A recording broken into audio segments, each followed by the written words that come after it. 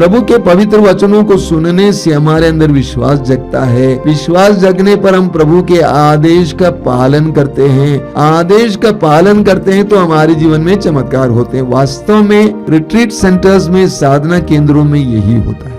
साधना केंद्रों में लोग जो अविश्वासी हैं, विश्वास जिसके अंदर कम है, वे जाते हैं और प्रभु के वचनों को सुनते हैं। लंबे समय तक प्रभु के वचनों को सुनने से उनके अंदर विश्वास उत्पन्न होता है। विश्वास उत्पन्न होते ही उनके अंदर प्रभु के आदेश का पालन करने की इच्छा होती है। पालन होता है, उनके जीवन में चमत्कार और चिन्ह प्रकट होते हैं। यही सच्चाई है। प्रभु के वचनों को सुनना, प्रभु के वचनों को सुनने से हमारे जीवन में विश्वास उत्पन्न होता है। हमारे जीवन में चमत्कार देखने को मिलता है। मत्ती के सुसमाचार के अध्याय 8 में हम पढ़ते हैं कि प्रभु यीशु पहाड़ी पर से उतर आ रहे थे और उनके साथ एक बहुत बड़ा जन समूह था।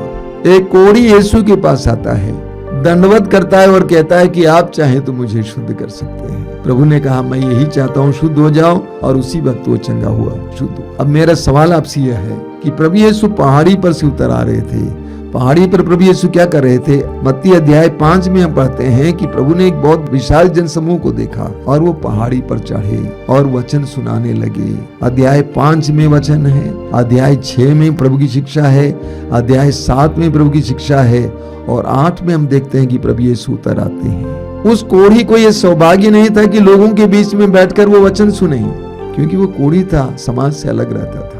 लेकिन उसने दूर अकेले बैठकर उस कोढ़ी ने प्रभु की वाणी को सुना। वाणी को सुनने के बाद कोढ़ी के अंदर विश्वास जग गया और कहा कि संसार का कोई भी वैद्य मुझे चंगा नहीं कर सकता है, लेकिन ये मुझे चंगा कर सकता है। और उसने यीशु के पास आया और कहा कि प्रभु आप चाहें तो मुझे शुद्ध कर सकते हैं। प्रभु ने कहा, मैं चाहता हूं कि तुम शुद्ध हो जाओ। उसी वक्त वो चंगा हुआ।